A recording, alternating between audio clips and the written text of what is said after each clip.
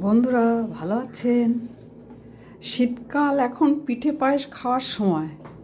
যদিও ঘন ঘন করতে পারি না, তো মাঝে সাঝে তো করতে ইচ্ছা করে, খেতেও ইচ্ছা করে।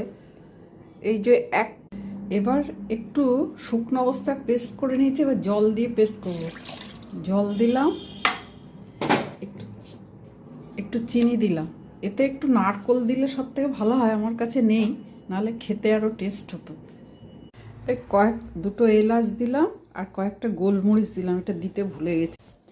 এই কাপের 1 কাপ এখান থেকে জল দিয়েছি। এবার গুড়ের সিরাপ তৈরি করব।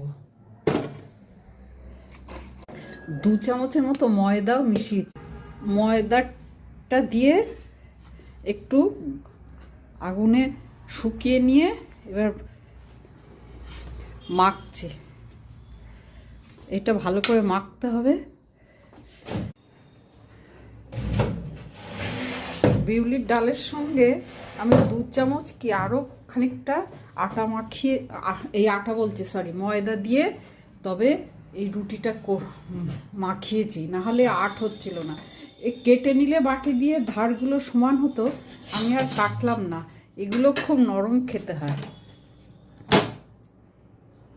যে গুড়ের সিরাপ বানিয়েছি, এই দিয়ে বিউলির ডালের রুটি, 1 কাপ বিউলির ডাল পেস্ট, তার সঙ্গে 1/2 কাপ ময়দা, এই দিয়ে এই গুড়ের সিরাপ দিয়ে। ডালের রুটি তো খুবই নরম হয়, এই সিরাপ দিয়ে খেতে খুব ভালোই লাগে।